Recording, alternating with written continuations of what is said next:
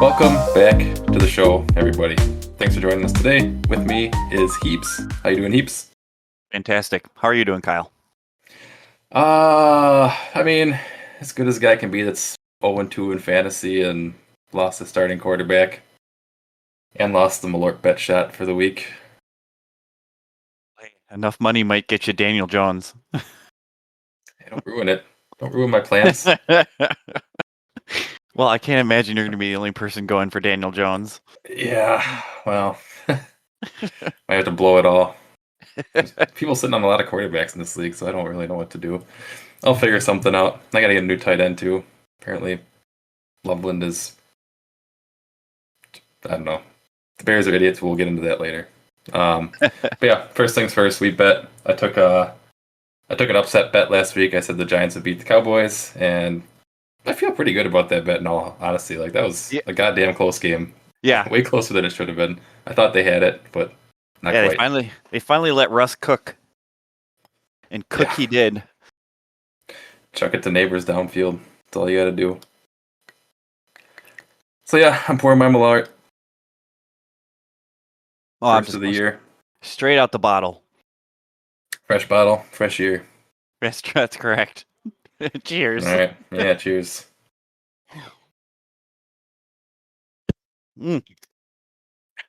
Lovely. It's been a minute, but still good. Yeah. Once you drink enough of this stuff, you get like kind of like a sweet taste in there. Yeah, it's really not bad, and I don't think it has. Like, I understand the flavor can be off-putting, but it doesn't have like the bite that most shots do. No, it's very smooth. So shockingly not bad. It's just you got to get used to it. It takes a little while. Well, if you drink enough, it was the double IPAs and the triple IPAs that I think that kind of numbed me to that Malort taste. That could be what it is. See, I was pretty into IPAs for a while too. Maybe that's why I came around on Malort. But anyways, we do have a show to do, so I suppose. Yes. We're just going to kind of go into last week's NFL games. Obviously not the Monday night games because those are currently on. I'm watching the Bucks beat the Texans by a little bit right now. Well, maybe not anymore, but whatever. Back on track. So I'm gonna start with the Packers versus the Commies because that was the first game. It was a while ago now. It was Thursday night. Yeah, that does seem like a while ago after Sunday's games. Yeah, right. But most of us here are Packer fans, and this was an awesome game. I mean, I was extremely thrilled. I was thrilled after week one. I'm even more thrilled after week two. Like, I'm still just busting over this team after this opening week. Yeah, especially watching the Lions just dismantle. Just destroy the Bears. That makes me feel so awesome about Green Bay's defense. Like, I genuinely think they look like they could be an all-time good defense. I was going to talk about that after the Lions section, but yeah, I guess we could talk about it now. Like, watching the Lions do, I mean, it's also related to the Bears, so I'll hold off on it for now. But okay. It was a good game. I did write some stats down here, though, because just to show what Green Bay's defense is currently doing. So, Jaden Daniels last year, his average rush yards per game were 52.4. Against the Packers, he had 17. The Commanders as a whole, their rushing yards per game in 2024, which does include Jaden's rushes, is 154 yards per game. Against the Packers, they had 51. The Commanders' average points per game last season was 28.5, which was fifth in the NFL, so a very good offense. Against the Packers, they had 18, and that includes a fourth quarter touchdown and 2-point conversion, which was essentially garbage time already. At that point, they needed to successfully get 2 onside kicks to even come back into the game. We held them to 18 nonetheless. Lions, on the other hand, average rushing yards last year in 2024 was 146.4. Against the Packers, they held them to 46 yards. Lions' average points per game in 2024 was 33.2, which is first in the NFL, and that's also an insane number. That's like historically insane. And against the Packers, they had 13, again with the garbage time touchdown. So the Packers essentially shut down 2 of the top 5 offenses in the NFL off of last year. It's so impressive. I've got a lot to say about the Packers defense. And I'll get into their offense a little bit at the end too, but it's just been insane. Eh, yeah. And like watching a lot of these other teams the first couple of weeks, like Green Bay just looks so much better. So much better. Like I know it's early, but I don't see any offenses in this league being able to do anything. Maybe the Eagles because they have the best offensive line, but I don't know. I'm curious what they'll do with the Eagles because Eagles, yeah, they do have a good old line. I mean, if we can stop the tush push, be the first team to ever stop the tush push, that'd be insane. I don't think that's even possible. That'd be ironic though, considering Green Bay was the one that was trying to ban it. Yeah, right. But yeah, I mean, the stats I brought up, I kind of brought them up because one of the biggest fears when we traded away Kenny Clark was we're losing a huge part of our run D. Mm-hmm. And it seems like that concern has been completely shut down. Our run D was not even close to this good last year. I mean, we shut down the Lions' run, which was just absolutely dominant last year. They ran all fucking over us last year when they played us, and that's not even Parsons. Like Parsons doesn't even really help with that. But it's not his job, and he's not even on the field half the time currently. But his job isn't to stop the run. No, I'm not saying he's bad at it, but this is not what we're asking him to do, and I don't think it will ever be what the Packers ask him to do because they've got excellent players to do it for him. Yeah, what they're doing on the interior defensive line is astounding, considering, like you said, Kenny Clark going to Dallas in that trade. But it just Brooks, he's playing well. Colby Wooden looks like he's Kenny Clark, just younger. He's playing really, really well. Devontae Wyatt's playing like he was a number one pick, right? He's a first rounder. Pick. Yeah. He's starting to look like it. And then I think one of the genius moves of the year might be when they move Lucas Van Ness inside because looks like he's finally living up to his first round status with him switching to inside on certain plays because he's been tearing it up when he's there. Yeah, it's crazy. Like we have all these high round draft picks, defensive draft picks that have kind of been like, God, are these guys ever gonna like take the step and get better? And like all of a sudden they all did. All at once. It's crazy. You don't have to wonder if that's still the Micah Parsons effect. Like, dude, this guy's it definitely here. Affects it. Yeah. Like everybody's gonna want to bring their game up to his level. It's fun to watch. And he just draws the attention. You know, I mean, if you're a quarterback and Parsons is on the other side of your line, like you're looking at him. You got to be worried every play because you never know when he's going to get around and just destroy you. Yeah, yeah. Just, I mean, watching some of these there's been a lot of poor offensive line play these first couple of weeks. Like this could I don't know. I don't know if the Browns are going to be able to score points against us. I think it might just be a shutout. I don't know how the Browns could possibly get any points. Maybe a field goal if they get good field position once or two. But like, how could they possibly score? We just held two of the top 5 offenses to basically doing nothing most of the game, and we're going against the Browns. Yeah, and Joe Flacco. Could be a real tough defensive game, low scoring. I'm not gonna I won't get into what our offense is gonna do because that might not be great because they do have a good defense. But I just don't see how they score. Yeah, I don't.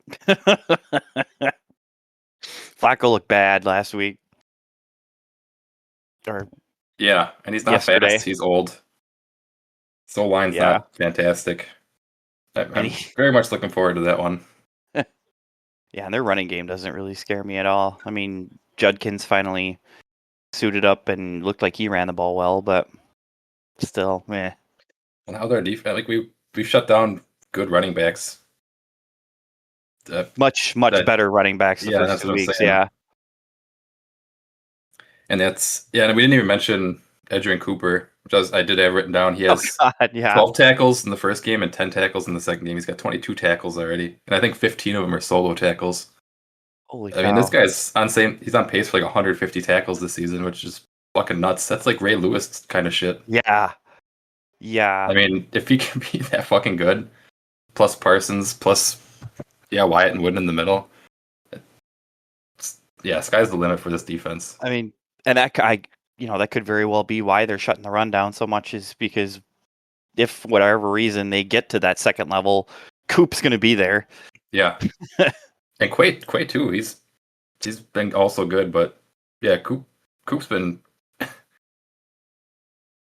Yeah, I mean, he's insane. Yeah, I just saw something today. Teams have inquired about Quay Walker, I guess, but Green Bay's looking at extending him. Yeah, I heard both those rumors. Yeah, Green Bay's trying to shore up a deal before it gets more expensive. Yeah, in case we do have this really fantastic season that we might have, because then other teams are going to be offering him lots of money. Oh, pretty much that whole team is going to get offered money. So if the Packers can figure it out and offer him something now, that'd be fantastic. Yeah, I heard someone was offering like a fourth or fifth round for him. It's like, dude, no fucking way the Packers are letting him go for that. No, especially not when we traded for Parsons. Everyone there believes the team is good enough to go win a Super Bowl. Like, this is not the time where we're going to trade a good linebacker for a fourth or fifth round pick. A mid draft pick. Yeah. It just wouldn't make any sense. Like, I can see it if like we can't afford to pay everyone, then you got to let somebody go. I could see it being Quay, but they're clearly trying to lock him up to keep this like 3 to 4 year thing we built running for the 3 to 4 years to really take some stabs at it. But yeah, that's the defense. Looking elite, the best I've ever seen. I can't wait to see more of it. Offense, on the other hand, it needs to get better. I feel these games really could have been cemented by halftime in both these games if we would have just clicked on a couple little extra things. Jordan Love had a couple overthrows each game on those deep balls. Like, dude's got to step on the guy. This last week, I think it was Golden. He tried it too. I think the week before it was Reed. But both weeks, we had that fly ball. Or maybe it was Golden. Was it Golden both weeks? Anyway, it doesn't matter. Like, 2 times, Jordan Love just had a guy pass the secondary, easy touchdown if he just spots it. And both times he just overthrew it by like a foot. Like, it's so close. And it's just like, damn, we could just get that connection down perfectly. An extra touchdown on like one of those 2-play drives really cements the game. I feel like what they're doing right now is just, Jacobs is going and he's hitting the underneath routes and like the mid throws. But yeah, if they can get that long ball going, just have that threat to stretch the field, that's going to open up Jacobs and even more. Yeah, and it would help if I guess I guess for now Golden's that guy. But when we get Watson, when Watson comes back, he was the fastest player on the team. He's one of the fastest dudes out there. So if we can get him back and Jordan and him can just figure out the hit him in stride, that's just like that deep threat. Anytime you might get a touchdown if you don't keep a safety deep. Well, and Golden scorch anybody. Yeah, Golden too. You could have 2 burners on each side of the field. That'd be insane. You'd hope. And then forever Tucker Kraft right down the middle. Yeah, that was my other thing. Kraft, he had a pretty big game. 6 receptions, 124 yards, and a touchdown. He looked awesome. Once again, just you get the ball in his hands and he'll make shit happen. That's such a huge thing to have for Jordan Love. Also, Packers on offense. Like I was being kind of critical of their offense, but I will say we had in this game we had a 96-yard drive that ended in a touchdown and a 92-yard drive that ended in a touchdown. So the entire field all the way down touchdowns. It's just you're almost having to be nitpicky on this. Like, the performances have been so great, and 27 points each game. Like, that's like, what did I say? The Commanders they averaged 28.5 last year, and that was 5th in the NFL. So 27 is probably like 7th. So that'd be a top 7 scoring offense if you keep scoring 27 every week. That's the thing. I feel like we've missed out on like at least an extra 7 each week, so it could be even better. Yeah, I think even if you're a top 10 scoring offense with that defense, forget about it. Yeah, you don't need to be top 5. Top 10s should be more than enough. I think Parsons said it after the game. He's like, the age old adage, defense wins championships.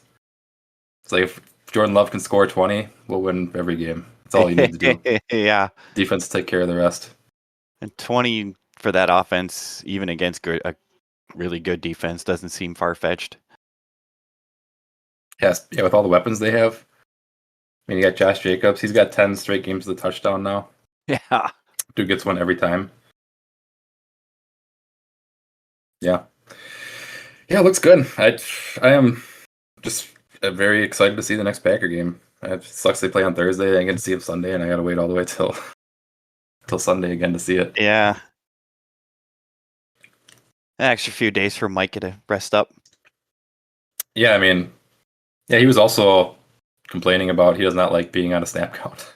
So, dude wants to be out there.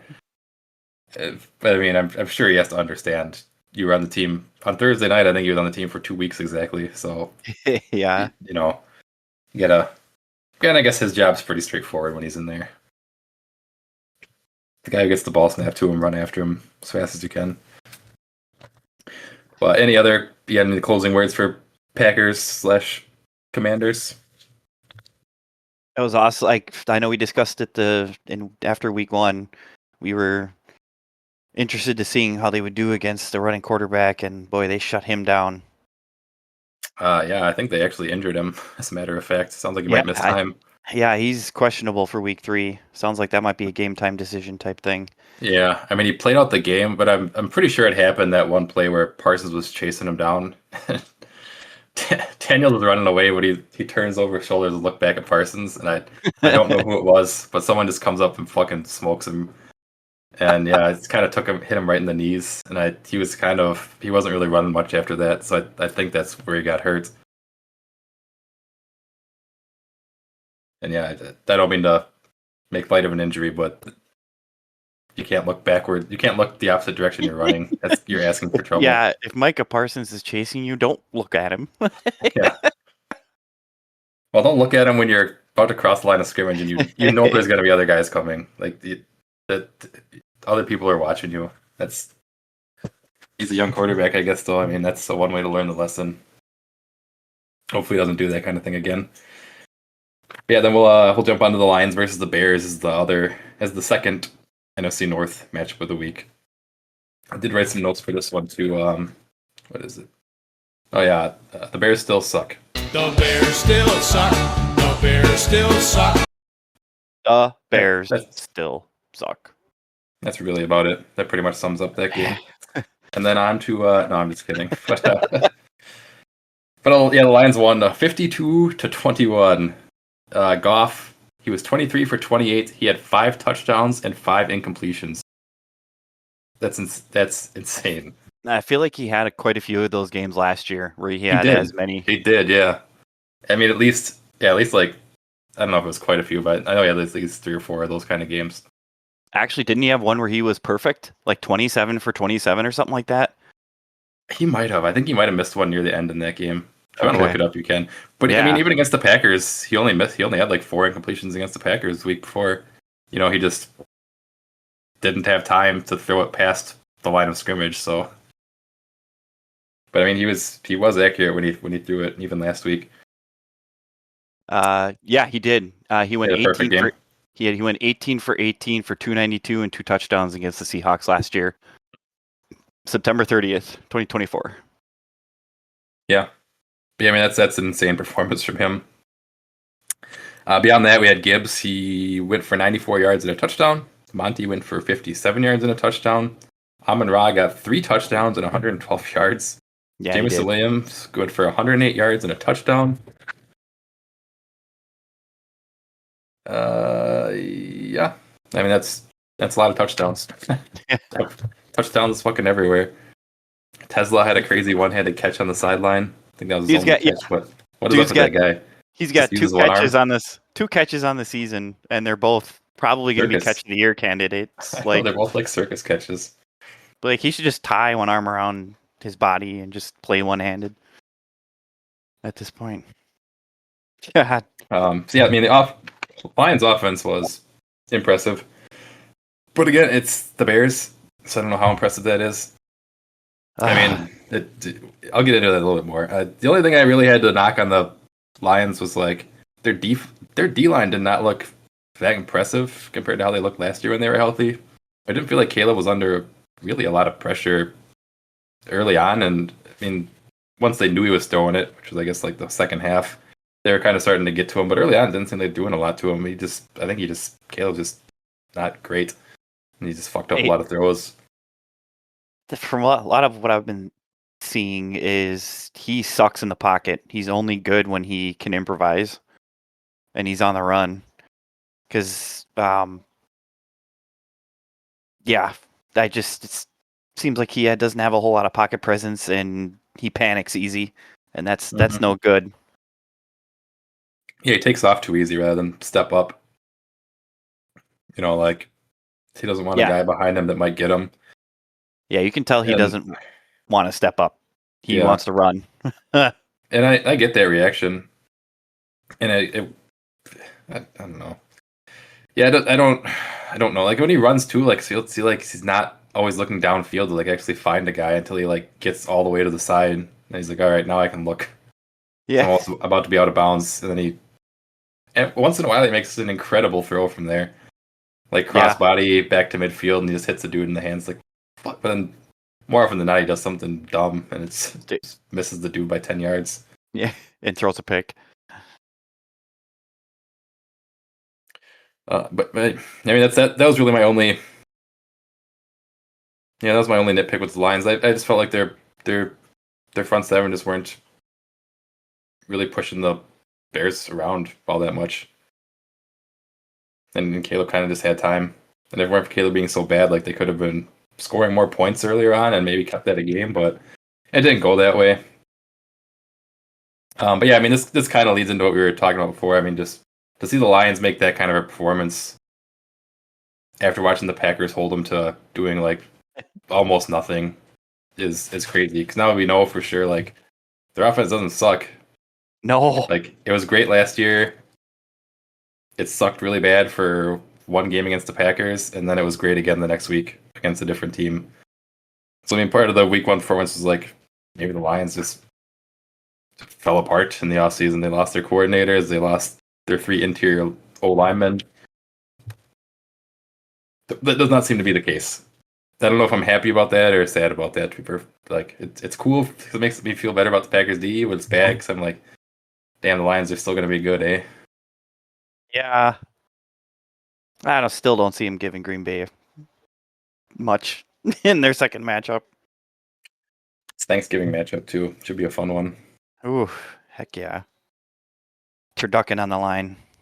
Yeah. See who's eating that at the end of the game. Micah. Jordan Love finally had his after getting snubbed the first year, so maybe he'll skip it. Yeah. Yeah, any other thoughts on Lions Bears? Nothing additional. Lions, Lions look like they're the Lions, and the Bears still suck. Some things never change. Yeah, some things never change. Jordan Love will be the next mayor of Chicago. So yeah, our last match we had the Vikings versus the Falcons. So I didn't see this one coming at all. No. I'm glad I'm not in any pick'em leagues. Yeah, I got this one wrong. Because I mean, I thought Atlanta was going to be garbage. I mean, and maybe JJ McCarthy isn't good. He sure didn't look good. I mean, I've got some stats in front of me. He was 11 for 21 in passing. He had 2 picks. He had 3 fumbles. Only lost one of those, but he fumbled it 3 times. Fumble for a lost possession 1 time. Yeah, and their rushing wasn't any better. They had 78 total rushing yards and 236 total yards gained that whole game. I mean, it was bad. They looked awful.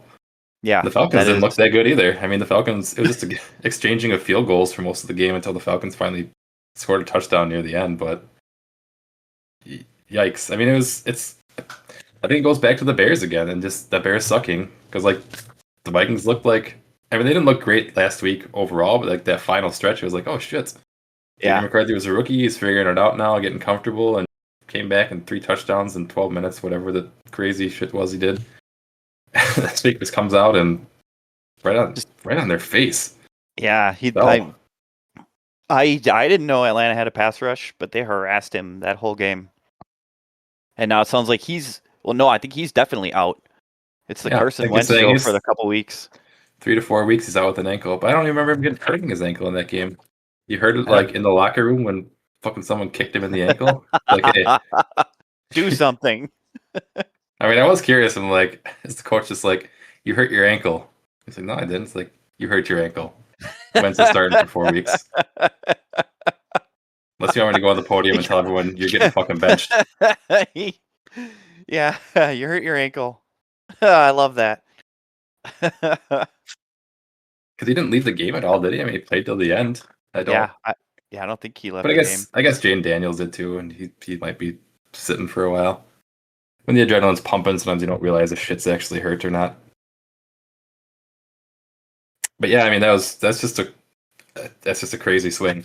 I mean we're in week 2, I guess, so we shouldn't be crazy overreacting. I don't want to write JJ McCarthy off either, because again, this is his second game ever as a starter.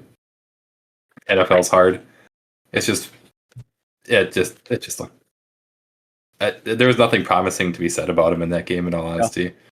Like, at least in the first week, for 3 quarters, you're like, fuck, this guy sucks. But then you saw something and you're like, okay, this could be a thing. And then week 2 comes and 4 quarters they were the same as the first 3 quarters. We're like, fuck, I don't see anything promising about this quarterback at all. Like Minnesota's defense is supposed to be too bad. But they're They definitely have a not. decent one. Minnesota's definitely not that team they were last year, at least through the first 2 weeks. They do don't not have look Darnold their magic. They are, yeah. We can get into Darnold magic later. Unless you have anything else to talk about that game. I've got a couple other NFL games I was going to bring up. Yeah, no, I don't have anything else on Vikings Falcons. Yeah, so the other ones, I mean, the obvious one is Chiefs. They started 0-2, and they go up against the Giants, who have nothing to lose and everything to gain next week. Think there's any chance the Giants beat the Chiefs? Yeah, actually, hell yeah, I think they can beat the Chiefs. I think it's possible too. The Giants Chiefs? they have a great pass rush, I know. so they can get after Mahomes, and Kelsey has not looked like Kelsey. So if Kansas City can't get the running game going, Which they haven't I so don't know. far. No, and Nick Chubb. Sorry, Nick Chubb touchdown. Yep, just housed it. 1914 Texans. Yeah, the Chiefs offenses look pretty inept outside of like Mahomes' scrambles. That's like the only thing getting them first downs, it seems like, this year. Which he's always been decent at those, but it's usually not like what they're relying on regularly. Yeah, Mahomes should not be that team's leading rusher. No. Was he 2 weeks in a row? I think maybe not week 1, but week 2 for sure. I mean, if Russ can throw 400 yards a game, just fuck it. Neighbors is out there somewhere. Yeah, I mean, you can try it. Seemed to work last week. The Giants they've got a good D. And if they can just contain Mahomes from getting those scrambles, I mean, maybe the team just start putting a spy on him and be like, this is all you guys have, apparently. We're not going to let you get away with this. So yeah, it's weird. It's weird. Sacrifice a player to put a spy on Mahomes rather than double cover receivers and have deep safeties, but maybe that's what's going on right now. Yeah, they don't. Well, they got Juju Smith-Schuster and who's Hollywood the other Brown. guy? Yes, Hollywood Brown. Thank you. Yeah, and Kelsey. Yeah, I mean, I get it. They're down there 2 starting wide receivers. That does suck. Still, But it's still championship crazy. teams, it's next man up. Yeah. Well, and if the Packers are down there too, starting Reed's out and Watson's out. Yeah, we can still pass the ball at least. yeah. We're not looking that inept. Wick steps up. Tucker Kraft, Golden. Even though Golden hasn't made much of an impact yet, but just wait till he does. But anyway, back to Yeah, those guys are getting close. it's Yeah, I mean, the Chiefs start 0-3. I mean, I'll be loving watching sports media for that week if they manage to lose to the Oh Giants. yeah, I'll have. Yeah, it's People are weird gonna seeing be Kansas. It's weird seeing Kansas City be average, but yeah, if they were just to, oh god, especially the Giants, if they were to go to 0 and that's what I'm 3, saying. I'll have to, watch some Kansas City beat reporting and stuff. See if people are going just bananas down there. Well, they'd have to be. I mean, they haven't started 0-2 even in Mahomes' career, have they? I can't imagine that they have. I don't think so. It's not how you start; it's how you finish, though. And then It is, yeah. I mean, it's 2 weeks, and they went up against a divisional rival, and then the reigning Super Bowl champs. That's a hard first 2 weeks. I'll grant them that. That's what I'm saying. If they were to lose to the Giants, which I think is generally regarded as a poverty franchise right now, that's going to set off a shitload of alarm bells. But yeah, who knows? I mean, Russ looked good against the Giants or against the Cowboys, but he's got to be throwing for his job with Dak Jackson dart waiting in the wings. And Giants fans, they're as soon as Russ is bad, they're gonna want his head.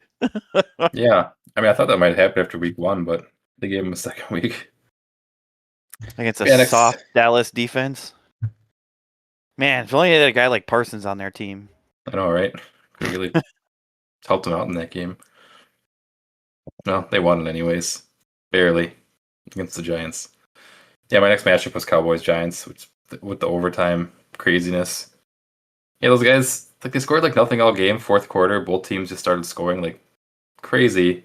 They managed to tie it. They go to overtime, and then both teams got the ball like 3 times without scoring again. And then finally, Dallas wins it with a field goal. It was a strange on and off switch during that game. I think Dallas's MVP right now is Brandon Aubrey. Yeah. I mean, I didn't know he was a former soccer player. I don't know much about kickers, in all honesty. I learned it during the broadcast. Yeah, it's my camera all blurry. Yeah, whatever. It doesn't really matter. No. Dak finally balled out. He looked good against the Giants. Oh, there we go. Yeah. Now you're back. Yeah, I guess it was lack of light. Yeah, I mean, Dak's a good quarterback. He can always have games like that. He can also have pretty bad games too, though. Yeah. Speaking of which, my next matchup was Aaron Rodgers and the Steelers. Definitely came back to hurt this week. After coming off hot week 1, Aaron Rodgers, they looked bad. I mean, it was back to... They started off well, but then totally fizzled as the second half of that game went on. On that, oh my God, Caleb Johnson, like, what are you doing, dude? Yeah. Just gifted the Seahawks that touchdown on the kickoff. Like, come on. That's the kind of stuff that gets you cut, boy. Mm-hmm. Yeah, I have him in 2 of my fantasy leagues because I thought he was good. And I thought, yeah, I knew he was going to be the starter week 1, but I was like, I think he's talented. And they obviously liked him because they drafted him. I was like, I could see week 7 or 8 he could be their starter because I didn't think there was that much talent in front of him. But yeah, shit like that's going to set you way back and give you way less opportunity to get on the field and prove yourself. Jaylen Warren's actually looked pretty good as the feature back. He has so far. But Caleb Johnson he wasn't above Gainwell on the depth chart. Oof. Yeah, well, I mean, I guess when I drafted him, I thought he'd be the number 2, or there'd be a 2A, 2B. But then, yeah, I think before the season started, it's nah, he's the 3rd stringer. And then he gets in the game, he does stupid shit like that. It's God damn it, dude. Now you're a deep 3rd stringer, barely gonna be on the field unless we have to put you on the field, at least for a couple weeks. You're gonna get. He's gonna be in the. Yeah, you'll be in the doghouse for that. Tom was not gonna put up with that kind of shit. No, definitely not. Aaron, thank God, Aaron's got DK. Yeah, and at least he got that touchdown this game. I figured the Seahawks would probably, when you trade a player away and you have to go against them, I feel like that, especially a receiver or running back, I feel like the team sells out to stop those guys. Because you never want to be embarrassed by we traded this guy away and he came back to town and got 3 touchdowns on us. So I feel like you scheme to make sure they do not make you look like an asshole for letting them go. I mean, at least it seems like teams do that, and I would probably do that. You don't want to look like the fool. Darnold looks like he might be all right in Seattle. Yeah, Darnold's looking good. Daniel Jones is looking good with the Colts. It's like the era of these bust quarterbacks getting second chances and coming out and looking good. It's very strange. Geno's doing it. Baker's doing it right now. I mean, it's so bizarre. Destroying Miami looks like everybody's going to destroy Miami. I don't think Green Bay unfortunately gets Miami this year because holy crap, would I love to see that. That'd be a show. But yeah, for him to come out, especially like Denver's supposed to have one of like top 5 defense in the league, and he took them apart too. It's like, okay. Danny Dimes is back. Oh, now they call him Indiana Jones. Oh, nice. Yeah, that's a nice one. Yeah, that's all the matches I had written down. I tried to watch as much as I could, but I couldn't keep all of them on at once. NFL does that shit where they put like 8 games on at noon and then 3 games on at 3. So why don't you spread them out a little better? I don't understand the point of that. Yeah, I never understood. On Monday. Yeah, I'm going to start watching Chargers Raiders. I don't know how far I'm going to get, but I'm at least going to start it because I think it's going to be a good game. Yeah, I'll turn it on my phone. Actually, kind of when I go to bed, but I'll fall asleep pretty quick, I would guess, unless it's actually a good game right off the bat. Well, now that I've got Sunday ticket, I actually do want to start paying attention to a lot of the AFC West games this year because I think that's going to be a super fun division because all 4 of those teams I think are good. Chiefs, Chargers, Raiders, and Broncos. That's going to be Chiefs. I think the Chiefs are good enough to be like 8-9, 9-8, so they're not going to be out of it. I'm just kidding. Yeah. Just banking on a bold prediction, carrying me all the way to the end. I was going to say, yeah. Chiefs missed the playoffs. Chiefs missed the playoffs. So it's going to be probably going to be the best prediction of the whole year. If Love can win MVP and I get 2 out of 3, I'll take that. I don't think DK is getting that touchdown record unless him and Aaron really get it together. I don't know if Aaron's going to last the season either. He's gotten sacked like 6 times, 7 times in 2 weeks. Yeah. It's a lot for an old man. Yeah. Yeah, he's not going to be able to keep taking 3-4 sacks a game. But what else can he do? I mean, he can't escape him, really. Then his line's not that good. Hey, fuck it, DK's out there. Just throw it fast, yeah. That's all you can really do. I can look up something we can bet on for next week. If you want to pick an upset, you can pick an upset this time. Yeah. Or maybe there's one I'll like over-under on the Browns score. Ooh. If I give you a 5, I'm going to look at the over or under. I'm just saying the Browns score, not like the total points. Oh, that's a good one. You're talking okay, so Browns points. Yeah, just the Browns points. I'm going to go over. Do you think they'll get 2 field goals or more? Yeah, I think they'll score a touchdown. I would say 10 at the most. Like they'll probably get like a field goal maybe in the first half and then a garbage time touchdown. I guess I feel like I'm being pretty generous putting it at 5. Whatever. I said it. 6 would be a good line.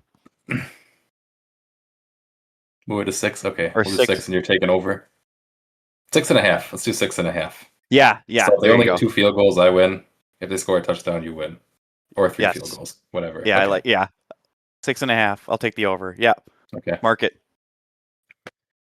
All right, cool. You gotta write that down. Week. Gotta write that down so I don't forget. Yeah. You can just text it to me. 6.5. Text me 6.5. I'll remember what it was for. Well, unless you got more to say, I'm gonna call her there. No, I think I'm good. Cool. Well, thanks everyone for listening, and enjoy your Jameis Winston quote of the week. Good night. Have a good night, everybody. Jameis Winston stole the crab legs. Next thing you know, I'm sweeping up YMCA's, washing off the weights at a local YMCA, you know what I'm saying? Sweeping the pool out.